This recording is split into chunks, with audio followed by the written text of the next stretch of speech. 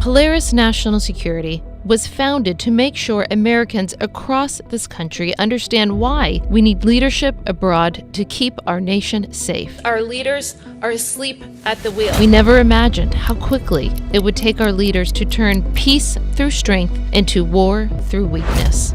The economic sanctions that we put in place in the Trump administration have not been enforced. In just a few short years, we've lost Afghanistan to the Taliban. Taliban taking Kabul. We've seen war break out across Europe for the first time in decades. The Russian invasion has begun. We've seen hundreds of Israelis and Americans murdered by terrorists. Israel tonight is at war. While some in our nation cheered them on. We have an administration that does not take China seriously. We won't let this continue on without a fight. Traveling across this country, we have seen just how much our fellow Americans care about national security and care for a strong America. Polaris is fighting back for an America that leads again and wins again. We're taking our next generation of leaders to see the open border for themselves. We are ready to take on 2024 and to continue to spread our message across this nation. Start pushing back and containing China. China should be our number one focus. Knowing what you're fighting for matters. We will always stand up for America to make her that shining city on a hill. We have to take our country back. This administration is simply not serious. The fight is just getting started. Will you join us?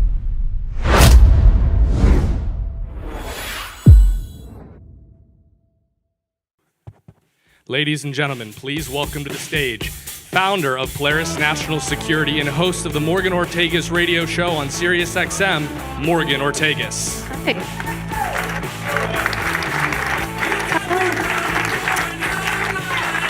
Hello, Ohio.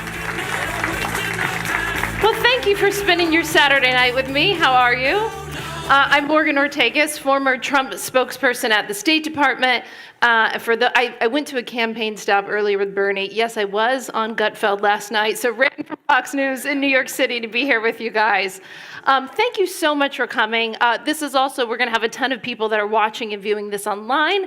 So whether you're in person here in Ohio or whether you're online, welcome to Polaris National Security. I founded this organization at the end of the Trump administration. And essentially, I had a baby 2 days after the election. I moved to Tennessee. And I was, living my life. And all of a sudden, in August of 2021, Afghanistan fell to the Taliban. And I watched 13 of our bravest and best young men and women get killed by an ISIS suicide bomber. And I said, you know what? I may have been in the fight with the Trump administration. I can't sit on the sidelines for the next 4 years of the Biden-Harris administration. So we have been going around the country for 3 years talking about American national security and American foreign policy. And we're going to do this tonight with 3 of the best people in the business. So first, I want to welcome to the stage my dear friend, the former director of ICE, Tom Homan.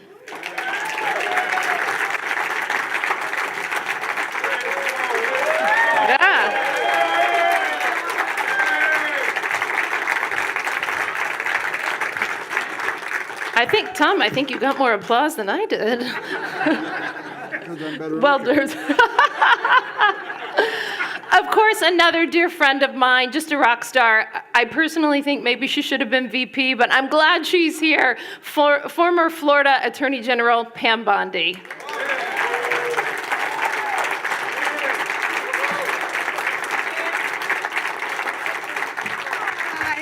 Right here.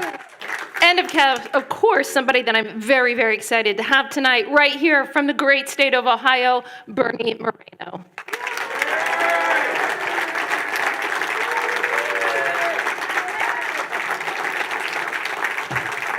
Thank you, friend. Okay, we're going to jump right into it, and we will have time for some audience Q&A as well. We just ask that you try to stick to the theme of American national security and foreign policy. Bernie, I'm going to start with you, and hopefully you and I can have a conversation about this. We obviously have 2 experts here on the border and on law enforcement and the judicial system, so we're going to get to that. But I first want to start in the Middle East. The reason why I want to start in the Middle East is because our president forgot on the debate stage that 3 young men and women were killed in Jordan, American service members. He forgot that American service members were killed. I might have to switch to a handheld. You guys, okay. He forgot that 3 service members were killed in Jordan. He forgot that 13 were killed in Afghanistan. He made the statement that American forces, I'm paraphrasing, are not at war in his administration. And I'm going to switch. There you go. That's okay. We can share. Is that better? Testing, testing, testing? Not yet? There you go. Try mine. There you go. Hello, hello. Okay. Can you hear me? Yep. There we go. We'll make this work. So he made the statement that American forces were not engaged in war anywhere in the world under his presidency. That's dangerously wrong. I just want to know, your thoughts about Biden and Harris's leadership, and especially on the world stage, but especially with what's happening to our troops right now and our diplomats in the Middle East. Yeah, well, my wife Bridget's here. Bridget, round of applause. So we went to Israel beginning of July. We were there for about 5 days. Look, the reality is the world has never been so dangerous as it is today. And the reason for that is very simple. What keeps the world at peace, what keeps the world safe is American strength and American leadership. And what Joe Biden projects to the world is extraordinary weakness, hesitation. And President Trump did the opposite. In fact, you remember in the 2015 and 16 cycle, when he was running against Hillary Clinton, they said, you can't vote for President Trump. There'll be wars everywhere. First time in my lifetime that I remember there was no new wars. In fact, he ended wars. He prevented Russia from going into Ukraine. He kept Iran in check. He kept the Middle East at peace, did the Abraham Accords, and now, of course, Biden has gone the exact opposite. And if you think it's bad now, I want you to picture in your brain what it would look like to have Kamala Harris sitting across the table from Vladimir Putin. Think about that for a second. So we need strong American leadership, and that's why I'm so proud to have President Trump's endorsement in my race and why we got to get him elected as the 47th President of the United States. Pam, because I'm in national security and foreign policy, I don't like being right about things all the time. What do I mean by that? Normally, when I'm right about things, I'm predicting something really bad is going to happen, and then it ends up happening. Just about a day and a half ago, less than 2 days ago, I wrote an op-ed about how the Iranian regime is meddling in our presidential election. In the op-ed, I did not quote Morgan Ortagus or Republican sources. I quoted the Biden-Harris DNI, the Director of National Intelligence. They put out a report. They declassified information saying that Iran is trying to tip the scales of the election. They're meddling in our election. And by the way, did anybody see this in the news? Probably. Very few. The media wasn't covering it all. So I wrote an op-ed, tried to get the information. As we're coming here tonight, we learn from Politico that the Iranian regime has hacked the Trump campaign and is in their emails. Yeah. So again, one of those issues where I don't like being right. And by the way, the Iranians are actively trying to kill former President Trump, former Secretary of State Mike Pompeo, my boss, and other cabinet officials. They're trying to kill people on U.S. soil. They're actively killing U.S. service members with their drones through their proxies in the Middle East. So you go through all of this. As somebody who's worked as a prosecutor and law enforcement, can you explain to us sort of the gravity of the situation that the world's leading state sponsor of terrorism, as certified by the Biden-Harris administration, is meddling in our election to the extent that they're now hacking into the emails? What does this mean from a judicial law enforcement perspective, and what should the Biden and Harris administration be doing about it? Well, I'm sure they're doing. Is my mic working? Thank you. We'll share. I'm sure they're doing nothing. I'm sure they're doing nothing about it, because they're certainly not hacking into their election because they want them to win the election. Because peace through strength, what Bernie just said. And that's what they're so scared of. That's why Iran's out to get us. And it was a top level, somebody at the very top of the Trump campaign who they hacked into. And so can you imagine what else they're doing? And, I'm looking at this gentleman's wearing a shirt that says "Fight, Fight, Fight" with President Trump the day he was shot. And I spent a lot of time with him 3 days after he was shot. And he is the strongest, bravest human being I know. And, if he's out there fighting for us, we've got to be fighting for him. And I mean, I was sitting there with him. He's having to watch on TV over and over himself being shot. And that's what they're so scared of. They're scared of a man that gets up and says, fight, after they tried to take him out. Someone tried to take him out. But we also know the Iranians, they were after him. They're hacking into our campaign. They're going after our country. So we've got to do everything we can to stop them. The problem is, and Tom will tell you this, the Biden-Harris administration, they're not going to do anything to stop it. They're just not. Well, where is Joe Biden, first of all? He's at the beach in Delaware. I saw that on the way here. He is, yeah, he really is. And so they're certainly not going to do anything. But yeah, this is our country at stake. You know, we always say this is the election of our lifetime. It really is. Because I firmly believe we're not going to have a country if President Trump isn't back in office. And that's exactly what China wants. That's exactly what Iran wants. That's exactly what Russia wants. They don't want Donald Trump because he will keep us out of war. Amen. Yes. Pam, you got the amen section going on, so that's good. That means you're doing well. You know, Tom, you've obviously been to the border many times over your career. I've been 3 times in the past year, I think. I was just there in like late October, November, my last trip was in the spring. I think, guys, we were there like in April, May. We'll all be going together again in September.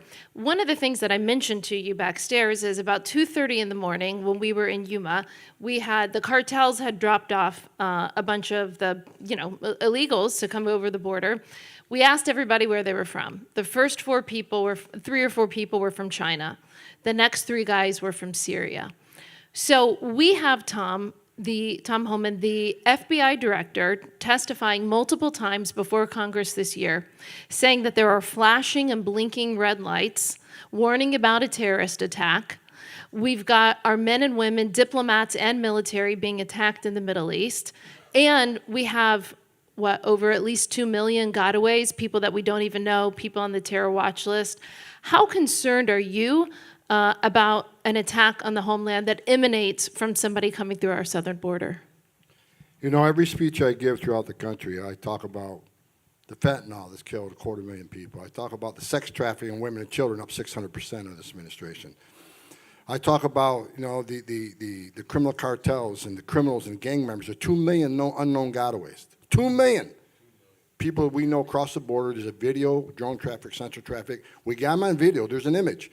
But they weren't apprehended because Border Patrol was too busy changing diapers, making baby formula, and so forth. But I always say my biggest concern is that Joe Biden created the biggest national security vulnerability I've seen in this nation in my lifetime. And I'll tell you this, I'm the old guy up here, right? I started in Border Patrol in 1984. I worked for 6 presidents, starting with Ronald Reagan. I had the honor of working with the greatest president of my lifetime, Donald Trump. Every president I worked for took steps to secure the border because they understood you can't have national security if you don't have border security. You didn't know what's coming in, who's coming in, why it's coming in, where's coming in. No one had more success than President Trump. Illegal immigration down 45-year low. Illegal immigration down 83 to 90%. Joe Biden's the first president in the history of this nation who came into office and unsecured a border on purpose.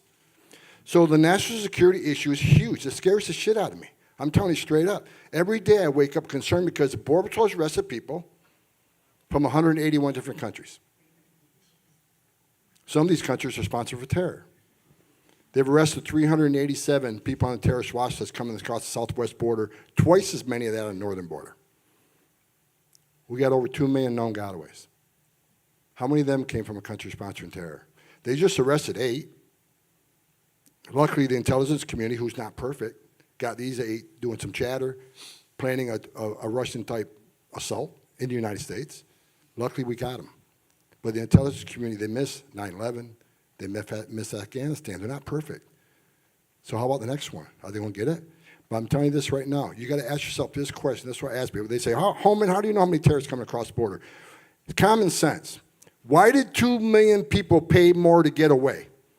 Why didn't they pay less? Because you pay the cartels 2 amounts. You pay them 1 amount just to get to the border. Now the cartel's job done. You turn yourself in a uniform. You get released within 24 hours. You get a free airline ticket to the city of your choice. You get a free hotel room. You get 3 squares a day. You get free medical care. And in 90 days, you get work authorization. Who the hell pays more not to take advantage of that giveaway program? Over 2 million people chose that route not to get vetted, not to get fingerprinted, not to turn themselves in.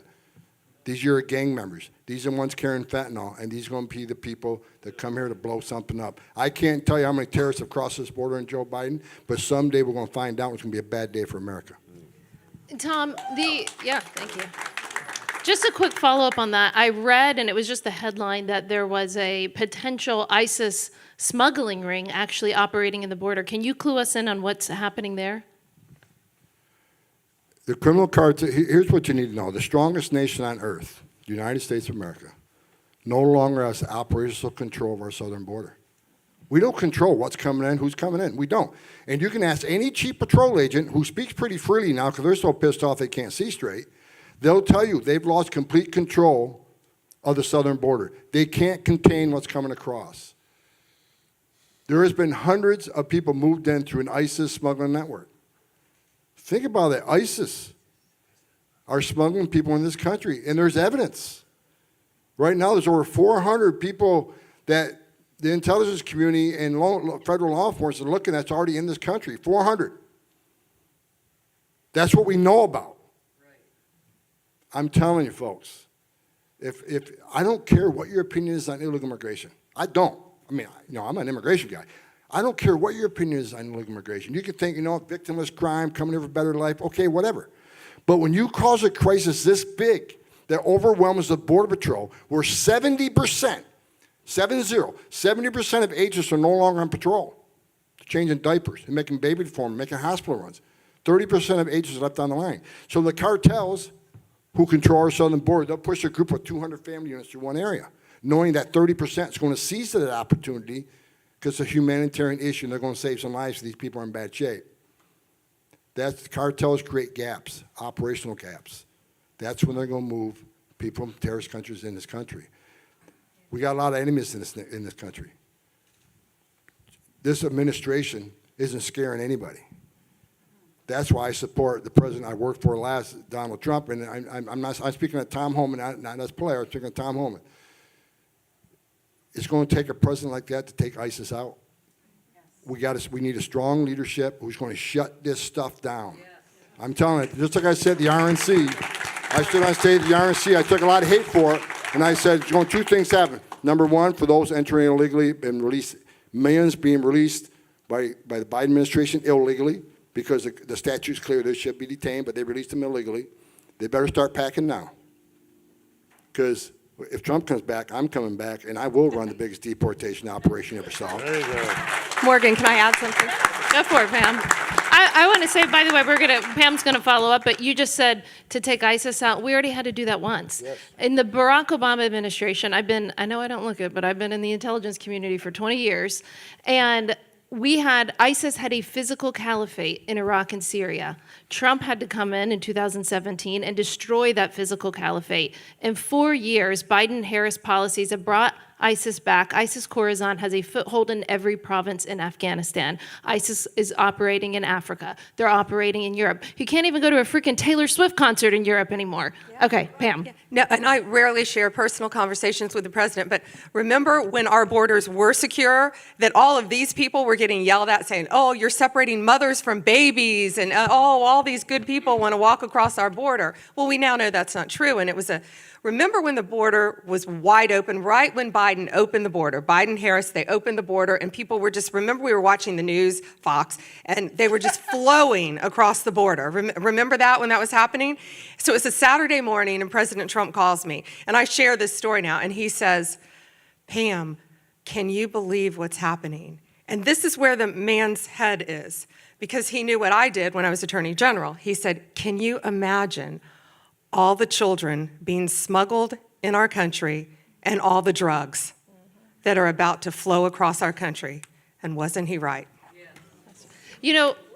I want to follow up on that, Bernie, because both Tom and Pam touched on fentanyl and the drugs coming into our country. And you and I know, you have an international background as well, you and I know that the cartels just don't come up with this stuff, right? We know that the Chinese Communist Party has the precursors that make fentanyl, those chemicals, emanate from China. What did we learn recently? There's something in the House that House Republicans started. It's actually Will right here. Raise your hand, Will. Will works on it. It's the technical name is the House China Select Committee. It's the committee in the House that's investigating the Chinese Communist Party and what they're doing in the United States. Will used to work for us at Polaris. He's over there now at the House Committee. So this committee did a big, long study on fentanyl, what's happening. They found that not only did the Chinese government, the Chinese Communist Party, know who was selling these chemical precursors to fentanyl in China, they encouraged it, they aided it. They not only did these people do it with their blessing, it was encouraged by the Chinese government for people within China to send these chemical precursors. The Chinese Communist Party knows that they are poisoning and killing Americans, the number one killer of our young people, with these drugs. And this administration for years said nothing about it until all of us on the stage screamed our head off on television. You know, you might be in a different position a year from now, let's just say that. If you are, what should we be doing to hold the Chinese Communist Party accountable for the ultimate deaths of American young people from fentanyl? Well, the reality is they've got no punishment at all. In fact, counter punishment. They've been rewarded. I mean, we're sitting here in Toledo. I was just in Dayton earlier. You go to places like Youngstown and Lorain near my home. What's happened in all those cities? All of our manufacturing has been gutted out of those cities. And where'd it go? It went to Mexico and China. We rebuilt the middle class in those countries off the backs of cities here in Ohio. They have not only not gotten punished, Morgan, they've gotten rewarded.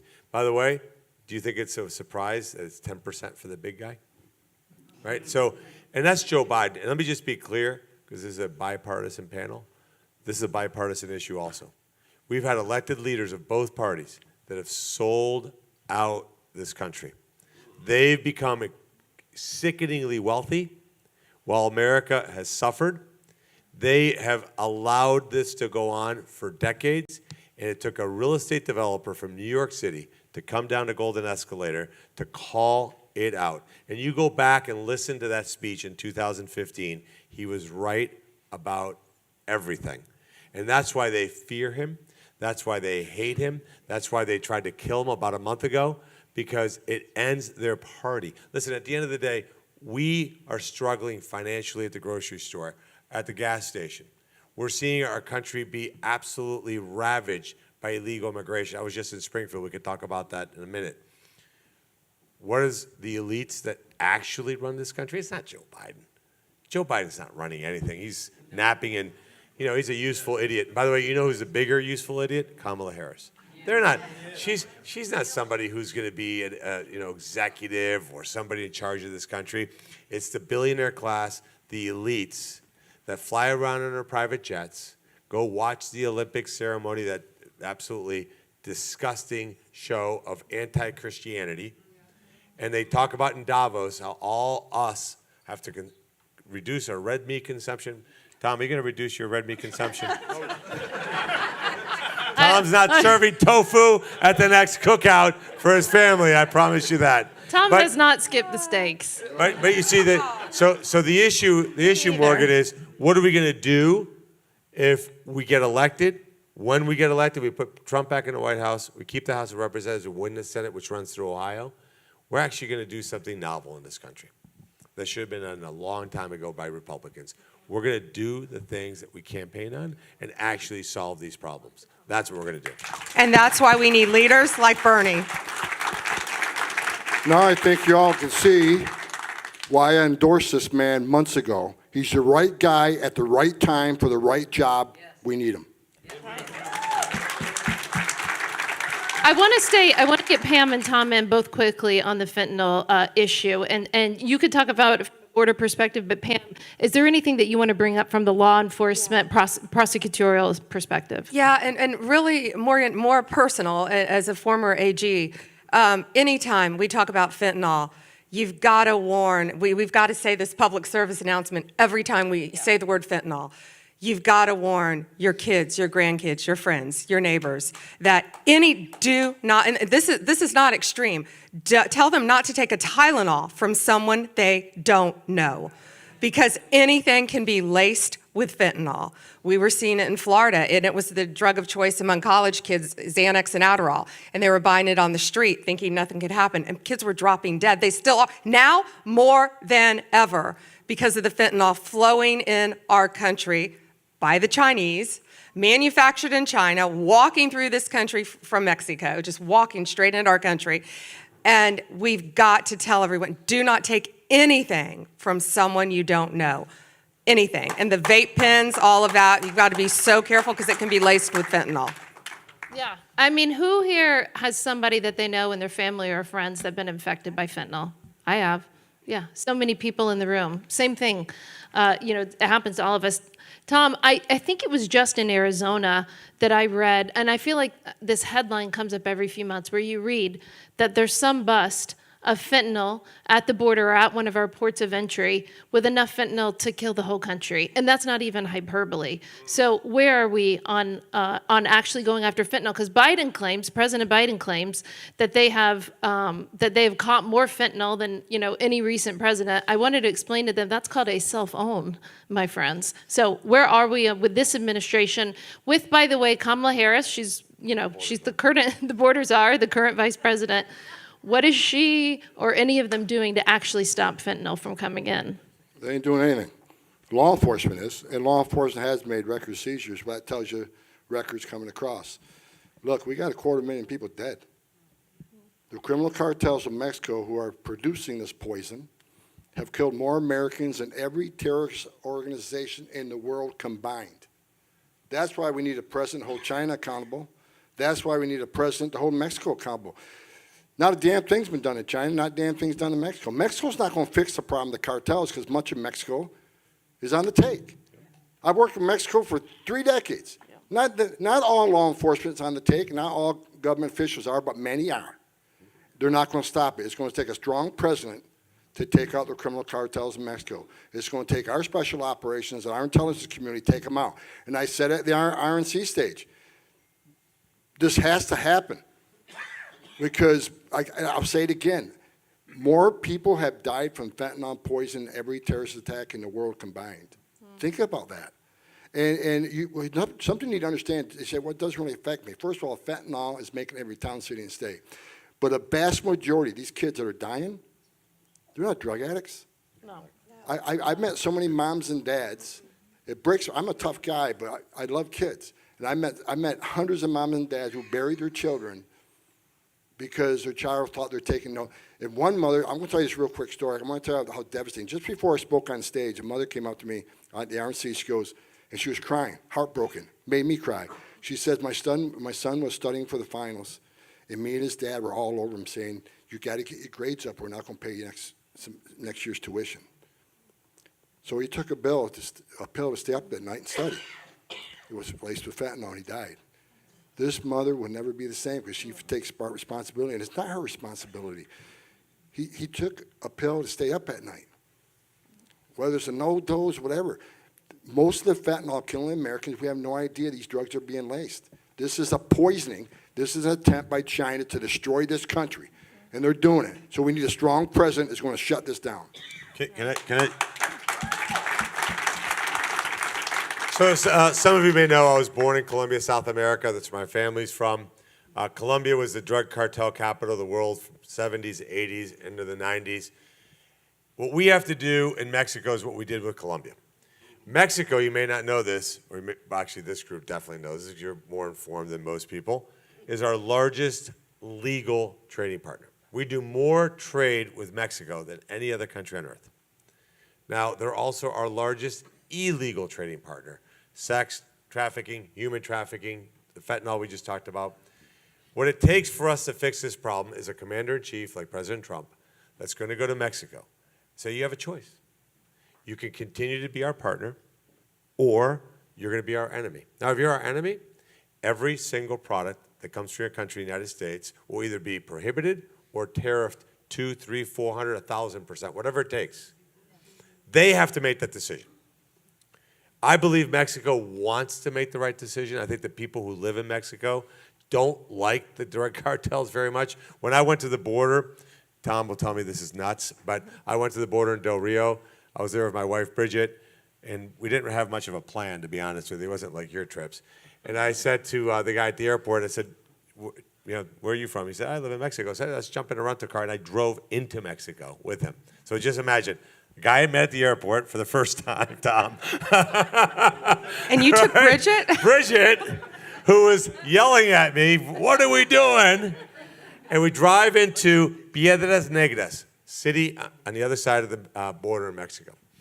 And I got out of the car, smart idea, right, Tom? And started walking down the street, talking to the citizens, the people who live there, Mexicans. You know who they loved? Donald J. Trump. Donald J. Trump. Because when he was president, he had forced Mexico to put troops on the border that had kept the drug cartels away from their towns and cities. Yeah. And they want to be freed. Now, when, not if, President Trump's in the White House and Mexico's given this choice, I think Mexico will make the right decision and then hear it clearly. Any organization that has murdered 250,000 Americans will be annihilated, which is what we have to do to the Mexican drug cartels. Not put them in jail, annihilate them and wipe them off the face of the map, and that's what we're going to do.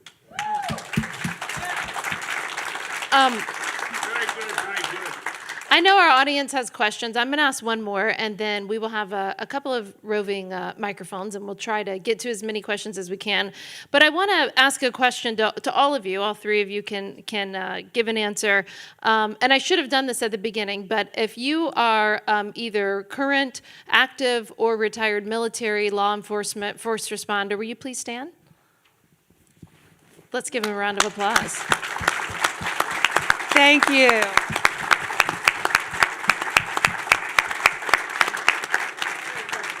And if any of you are Navy, especially, go Navy. I'm Navy. So Bernie, I'll start with you, but I'll ask all of you. We have a historic recruitment and retention crisis in this country as it relates to our military. I'm sure Tom and Pam can tell us how it also relates to cops, Border Patrol agents, first responders around this country. But there's a sense of people very much being disillusioned, not wanting to stay in. Maybe some of it started with the COVID vaccine, or maybe it started when they decided to purge everybody who may have had a MAGA sticker on their Facebook or something that was in the military. But whatever the cause may be, the recruitment crisis is here and in most branches, except for the Marine Corps. Do we have any Marines? Okay, of course. Hoorah! I love the commandant. He said everybody else is throwing all these monies and financial incentives for people to enlist. And the Marine Corps said, we're not doing any of that. You get the privilege of being a Marine. They met their recruitment goals. So we'll leave the Marine Corps out of it. Other than the Marine Corps, everyone else, but not just the military, law enforcement, first responders, Border Patrol, everybody is experiencing this crisis. How do we turn it around? How do we get young people to want to serve their country again? Well, we got to get rid of the nonsense. I mean, the reality is I'm next to this great American, Tom Homan. We have the current presidential nominee for the Democrat Party that called his organization equivalent to the KKK. Think about that for just a second. Right to his face, called him that in a Senate hearing. That's a disgrace. So why would you, if you're an 18 or 19 or 20-year-old kid, say, I'm going to go sign up for an organization which the leaders of my country disparage me? If you're a police officer in Cincinnati or Cleveland, you're going to go sign up to be a police officer when the mayor of that city marched with the BLM protesters as the city burnt down? If you're a police officer in Minneapolis and the vice presidential nominee was governor and allowed a police station to be burnt to the ground, why would you go be a police officer? Right? That's insane. So we got to get rid, Morgan, of all of that nonsense and make it clear that we honor, we thank, and we respect law and order in this country every single day. And then in the military, listen, we have a great military. Don't let anybody ever say we don't have a great military. We have an amazing military. Our military are heroes. They put on that uniform because they're called by God to do it. But we have a civilian leadership that is completely out of their mind. All this woke nonsense has permeated the military. We need to have a lethal fighting force. We don't need to be teaching transgenderism or DEI or wokeness or privilege. We need to be teaching them how to be lethal and how to take out our enemies. We fix that by getting rid of those civilians. Pam, go ahead. Yeah, and in Florida, I'm gonna speak to state law enforcement, and Bernie said it so well though. But in Florida, we don't have those issues because we support the blue. We back the blue in Florida. I was in Minneapolis 2 days ago with Laura Trump, my friend, and Mike Watley. And we were there doing a Protect the Vote tour, protectthevote.com, for election integrity. But we were talking to all the state lawmakers and their governor. We always say you've got to vote these mayors, all these bad people out of office. Well, now this guy, their governor, wants to be vice president of the United States of America. And he's the one that let, as Bernie said, he let Minnesota burn down. He didn't call in the National Guard until he had to, and then he didn't keep them long enough, nor call in enough. He did not back his police officers. His wife sat in the governor's office, in the governor's mansion, looked out the window and said she loved to smell the burning tires. This is crazy. This is the guy that wants to be your vice president? So he wants to take what he did in Minnesota nationally. And we cannot let that happen. So we have got to back the men and women in law enforcement. And every time you see a police officer, I don't care if they're writing you a ticket, you thank them for what they do. You thank TSA when you're going through security. And now they come up to me and go, "We love Trump." They're not scared anymore. It's a whole different world now. They used to whisper it, now not so much. But you've got to thank law enforcement. You've got to thank our military, of course. So thank you all for serving and supporting all of our great men and women in blue. Yes. Tom. Well, I told you I'm an old guy. I started on board in 1984, but before that I was a police officer in New York, just like my daddy and just like my granddad. I always knew I was going to be a cop. So I take this question personally because I watched Kamala Harris compare us to the KKK. I had Congressman Washington Schultz call me a bigot during a testimony. I had another congressman say I didn't care about dying kids because I worked for the Trump administration. The men and women of ICE, we have politicians want them abolished. We got Kamala Harris standing on the stage and calling the Horse Patrol racist, saying they whip black people and they didn't whip anybody. They did exactly as they were trained to do. The only ones that did anything wrong that day were the Haitian migrants who entered the country illegally, which is a crime, and ignored federal commands, which is a felony. But they attacked the men in the Horse Patrol, and I can tell you for a fact their wives and their children were bullied in churches and schools, and they're still not back to full duty. Well, Kamala Harris supports sanctuary cities. She's attacked the men and women wearing the uniform, the green uniform, but I was proud to wear. And as the guy who handed folded flags to many wives and children of downed Border Patrol agents and ICE agents, those statements alone disqualify her from ever being the commander-in-chief. That's my opinion. Because the men and women who wear that badge and gun is the finest 1% this country has. Those men in the Border Patrol, 20,000 men and women in the Border Patrol, they go to work every day. Their morale is zero. They take sicknesses home to their families, whether it's TB, measles, chickenpox, or whatever. They bring toys from their children to the facility so to the immigrant children have something to play with. When the last time I was down the border, the only humanity on the border right now is the men and women wearing green. That's right. I watched a guy bigger than me. He must have been 270 pounds, big man. There was a little girl, probably 7 years old, all by herself in this group this group. That little girl was, and I saw this. She was terrified. She was shaking. She was crying. She knew nobody. That breaks your heart. But you know, this big, burly Border Patrol agent got on his knees, talked to her in Spanish. And I still get emotional because that little girl wrapped her arms around that big man, and he didn't let her go the rest of the night. That's the men and women wearing green. Amen. They're not racist. They're not white nationalists. They're not any of that stuff. They're brave men and women. So I take this personal because I wore that uniform, and I'm disgusted what the left has done to the men and women in law enforcement. Amen. Okay. I don't want to hog up all the question time, so James has got a microphone. Who has a question for anybody on the stage? I saw this lady's hand first. We'll bring a mic to you. Hold on. Okay, there you go.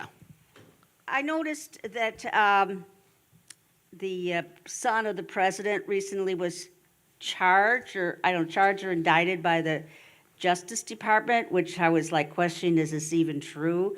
For, I don't know what they called it, but for, are you aware of that?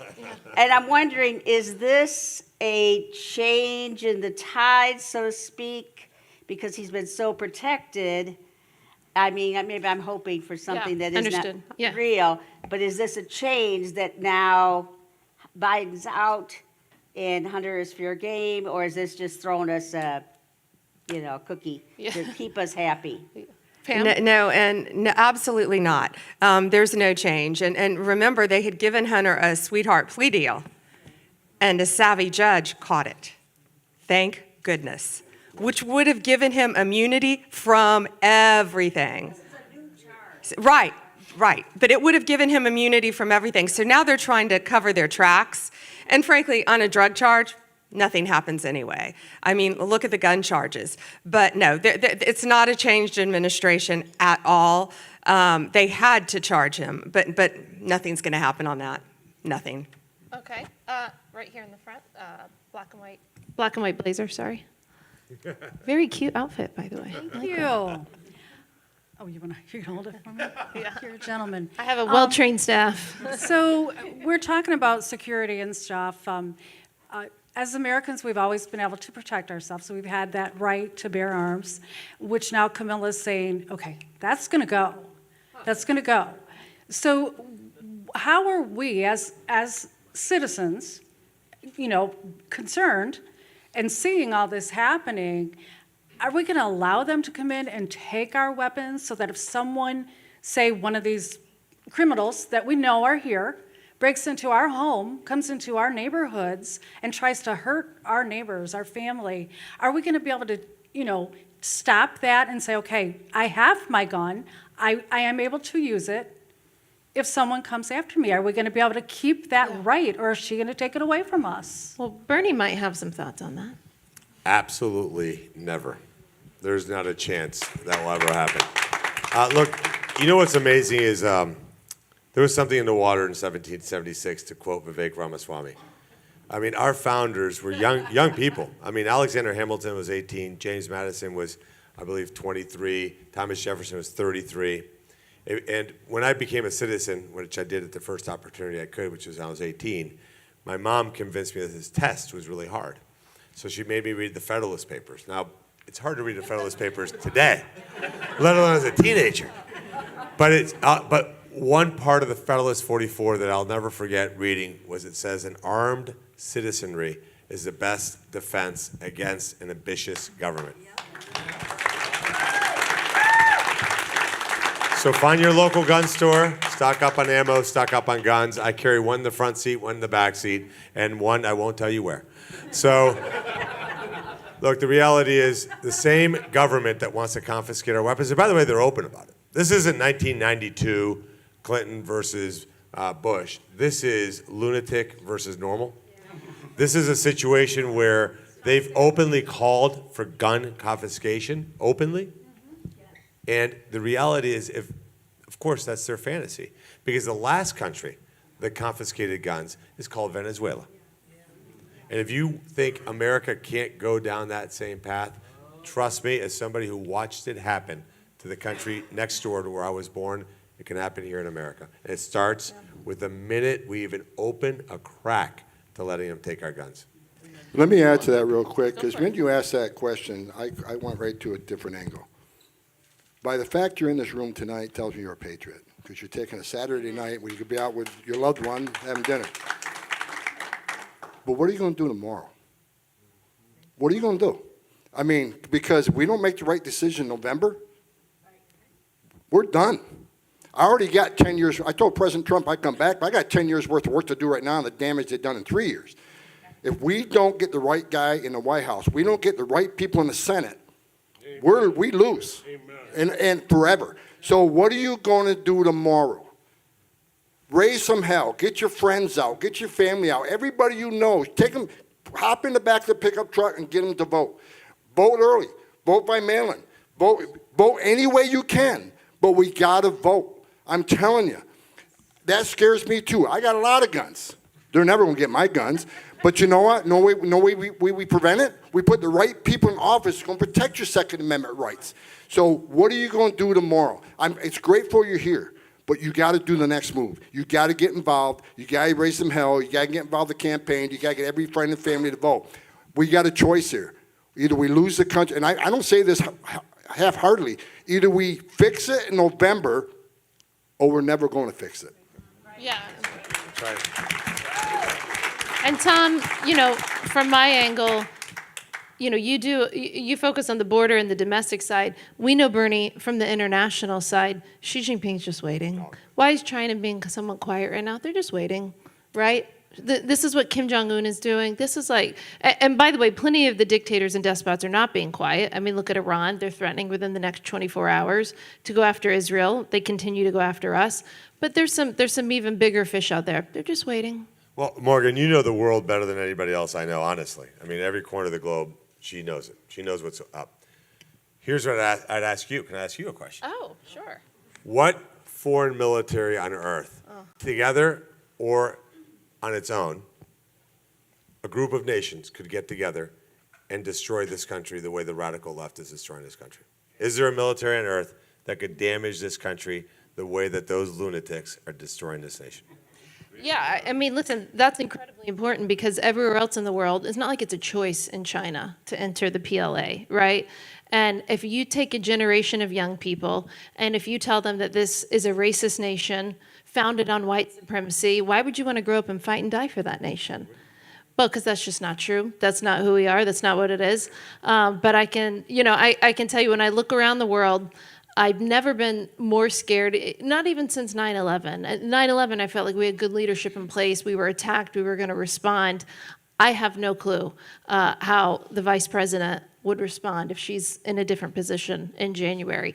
You have your hand up a few times, I saw. So can we get a microphone down? I am watching. I'm going to try to get it to as many of these as I can. And I'll bore you guys and talk about nuclear weapons or something. Okay, there we go. Let's go. Okay, this question is for Tom and for Pam. Pam.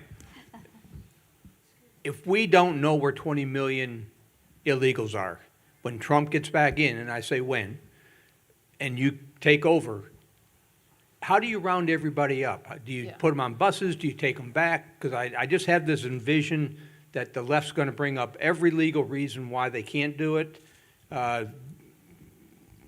Warfare or lawfare, I guess, is a new term. All that's going, and I just envision them being back here before the bus turns around and gets back here. Yep. How do we do mass deportation is the question. Well, let me put it this way. It's not what the left says. We're not going to build concentration camps. We're not going to sweep neighborhoods. We're not going to be the Gestapo. First of all, during the first Trump administration, 91% of everybody ICE arrested under my command was a convicted criminal. 9 out of 10. President Trump, in my discussion with him just a few days ago, it's the same thing. National security threats from criminals have to be first. But people say, how can you remove 20 million people one at a time? No one's off the table. But here's the problem. And I'm pissed off at Republicans on the Hill, too. I'm not favoring them either. Because when President Trump had the White House, first 2 years, he had the Senate, he had the House, and he had the never-Trumpers didn't give him the support he needs. So that's why it's important to get a Senate that's going to support Trump, because when Trump's back in office, we need the Hill to do what they didn't do the first 2 years. How many beds are you going to give ICE to put people in? Because you got to put them in bed for a few days before you get travel documents. How many buses are we going to have? How many planes are we going to have? You're going to let us bring retired Border Patrol, retired ICE agents back. It's all going to depend on the purse strings being controlled by Congress. So I always tell people, we're going to remove many people can, depending on the assets that we get from the Hill, right? Which is, again, another important reason. We need Congress. We need the Senate. We need the House to be successful. But you got my word, it will be the largest deportation operation you've ever seen. And everybody says, what a racist thing to say. No, it's not. On the heels of historic illegal migration, where 3 million on average a year are coming in. Historic numbers, right? We're at 11 million right now. We're right now, if you go to EOR, immigration court, look at the data for immigration courts in the last 10 years, 9 out of 10 people that claim asylum at the border will get an order removal because they don't qualify for asylum. They're committing asylum fraud. They're not escaping fear and persecution from their home government. They're coming for a better life, and I get that, but it's not asylum. So 9 out of 10 of these 10 million people are going to get an order removal. They have to be removed. If not, what the hell are we doing? Shut down the immigration court, take the border patrol off the border because there's no consequence. So there has to be an historic deportation operation because the law requires it. Unless we have a consequence to illegal behavior, it's not going to stop. That's how we fix the border. That's right. And to add to that, on a local level, you know, some of these liberal, Minnesota, they're giving them driver's license. They're mailing driver's licenses to illegal aliens, and that's what they are. They're criminals. And Venezuela's getting safer because they've emptied their prisons, and they're sending them right across the border. So Tom and his agents are going to get them. And it's going to also depend on local law enforcement to be vigilant and catch them and work. And that's what's not happening now. There's no coordination with local law enforcement, with DEA, with Homeland Security. Got to be a team and all work together. And that's what's going to happen under a Trump administration. And as far as those driver's licenses, there'll be a little pocket in the deportation file. We put that thing. We send them south. We send them back with a license, chopped in two. I love this crowd. You guys are amazing. Believe it or not, we've already been going an hour. There's a gentleman in the back that's had his hands up a few times. This is going to be the last question. However, we are all going to stick around. We will take pictures.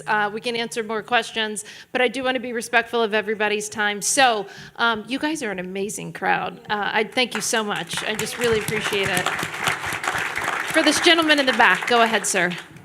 Thank you. So one of the things that's missing in the immigration argument is state sovereignty, the right to defend itself. And Texas took the forefront on this by passing Senate Bill 4, allowing states to directly deport individuals. Do you think more states, like Ohio, since the federal government is flying illegals directly into our states, do you think that individual states should take Texas's lead and put in statutes that allow states to deport individuals directly? Tom, you want to take that? Yeah, I think Pam can weigh in on Florida, but I tell you, SB 4 is under lawsuit now.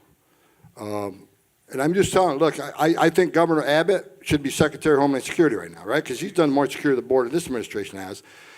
But here's what I think is going to happen with SB 4, because it's in litigation. I think they'll win the right to arrest these people who enter the country illegally for trespass, because the only people they're going to arrest is people that actually witness coming across the border. That's a solid state charge. The deportation part of it, I think they'll lose, because Arizona has something similar, and they lost it, which is going to require the federal government to step up. But I'm not saying, I hope they win it. I'm just telling you based on my 3 decades. But yes, every state should follow that lead, because the federal government has advocated their responsibility to defend this nation, defend the states. So the states have to step up and do the right thing. Governor Abbott did the right thing. I hope he wins the SB 4. I think he's going to win half of it. I hope he wins all of it. And every state should follow suit. But you think Gavin Newsom's going to do it? Do you think, what's her name in Arizona? Another useless politician. It takes strong leadership. That's when the people have to raise up and raise hell. They're accountable to us. Same thing I told Congressman Jay Paul, and I testified, she was slamming the gavel, telling me to shut up. You know what? I'm not shutting up. I've earned the right to speak, and you work for me. Yes. And you're accountable to me. So every state should follow suit, absolutely. Pam, anything? Good legal analysis, Tom Homan. I'll take his legal analysis. Florida's been kicking ass on the immigration issue. Oh, and that's what I was going to say. You think these illegal aliens are coming to Florida? No, because we've got great leadership. So once again, we've got to elect great leadership too, because we can't rely on the federal lawmakers to protect us. Yeah. Bernie, I want to give you a chance to close. You know, it's, as somebody who's worked on foreign policy my whole career, it's rarely a foreign policy election. The election's only about what's happening on the world stage when it's really bad. So I just want you to sort of summarize for us, and you can pick any part of the world or you could go around the whole world, but as you look at the state of American national security and American foreign policy, where are we right now and what can we do to fix it? Well, I'm 57 years old, and I can tell you this. I've never felt more scared for this country than I do today, ever. And it's not even a close second, like when I can think of. And I lived in Boston when those planes left Logan Airport and crashed into the towers in New York City. And I didn't feel nearly as scared about where we are in this country as I do today. So that's the bad news. Now I'm going to give you a little bit more bad news. It's going to get worse. It's going to get worse before it gets better. It's going to get worse because if you're the enemy of America and you watch this senile old man sleeping on a beach in Rehoboth, Delaware, you're thinking to yourself, man, I got an opportunity. If you're the Ayatollah and you're thinking, there's a chance President Trump gets back in the White House, I got 4 months to do something really awful. I can tell you the people of Israel feel that every day viscerally, that they're nervous. They feel an existential threat to their existence, not just to their safety. If you're China, you're looking at this going, if Trump comes back, Taiwan is a dream for us, whereas it could be a reality. So for the next 4 months, for the next 87 days until our election, I think this country gets dramatically more dangerous. I also think, quite honestly, if you're a terrorist anywhere on the earth and you have not brought your people into America during the last 3.5 years, Pam Bondi's going to sue you for malpractice. Because this was an opportunity that we would never have given anybody. So that threat exists and it's real. That's why, believe me, the AR is ready and loaded at my house, not because of the government yet, but because I don't know where the next terror strike's going to happen. I actually predict it's not going to be in a major American city. I think you go to, I was at the Jason Aldean concert last night in Westchester, 30,000 people, very soft target. That city's not prepared for a terror attack the way New York City is. So we have to just pray, be extraordinarily vigilant for the next 87 days. That's the end of the bad news. Here's the good news. America has been through worse, historically. Not in my lifetime, but historically. We fought a revolution. We fought a civil war. We freed the world from fascism. But it doesn't happen because we sit on our butts and do nothing. And I'm going to reiterate what Tom Homan said earlier. You came here, thank you. You are already showing leadership. You already show how much you love this country. It cannot end tonight. You have 87 days to do whatever it takes, because if you wake up on November 6th and we lost this election, it's on us. We get the government we deserve. President Trump was nearly assassinated about a month ago. And the first words out of his mouth was what? Fight, fight, fight. Are we doing that? Like, are we legitimately doing that every day? Are we posting on social media? Are we having conversations with our friends? Are we getting people registered to vote? Are we encouraging absentee ballots? Are we going out there and knocking on doors and making phone calls? Because nobody else is going to save us. We have to do it. Now, I'll tell you that in my heart of hearts, I believe the best years of this country are ahead of us. I think we win this election. I think in 2 short years, we'll have Tom back to Ohio. We'll have Pam back to Ohio. I have Morgan back to Ohio. You know what we're going to talk about on July 4th of 2026, the 250th anniversary of the greatest country in the history of the world? We're going to talk about that we got this country back. And we got it because we worked our tails off to make sure that that happens. So please, whatever you're doing for the next 87 days, prioritize saving this country. There is no greater cause. That's what I'm going to do. I'm going to leave everything on the field. I count on you guys to do the same. Thank you. Thank you so much. Thank you for coming. God bless Ohio. God bless America. Thank you.